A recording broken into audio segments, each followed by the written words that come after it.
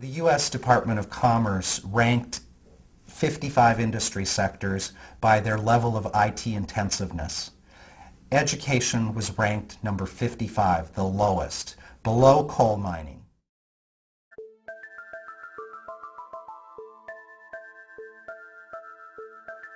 The issue for me has been around, and I think for so long we've been used to a curriculum construct that's come out of an industrial age, and it was focused on information, who controlled the information, and then transmission of that information. One person was in control of it, another person needed it, and teachers, you got teachers because they could deconstruct it and then rebuild it for kids, and it was the kids' fault if they didn't get it.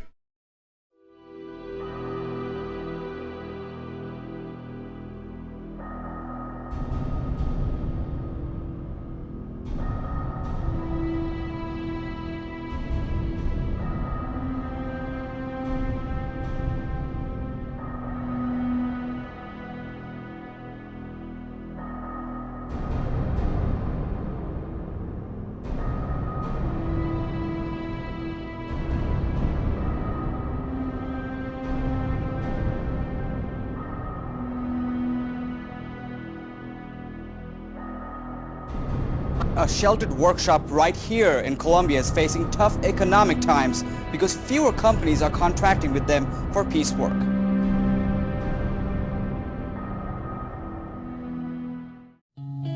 For the last 100 years we've used the industrial narrative. Schools are like factories, it's an administrative process, it's about control and order.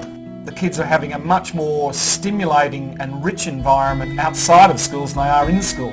Kids are very rich content developers today through their social networking sites. They're big communicators through email, instant messaging, and text messaging, and yet all of those things are banned from their schools. Every turned off device is potentially a turned off child.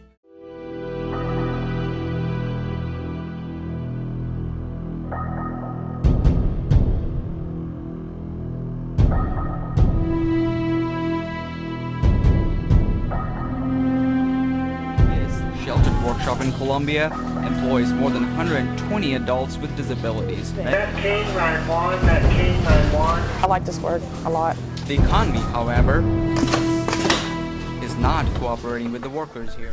When we engage in a discussion now about skill sets appropriate for a digital age or the world in which young people live, the air that envelops their environment, it's a totality. They have a new way of looking at the world, and we're getting teachers with a DNA construct coming in, working with these young people, and there's a fundamental mismatch. So I think we need a new DNA. Let's get a pedagogical DNA for the 21st century. And I think that's around an understanding that information's out there, we're co-constructors learning, we're co-constructors of knowledge, that the kids and the learners in that complex interrelationship that we call learning and teaching will provide a rich new way of doing things. And we have to change that DNA, because we're going to have to pass that on to the next generation.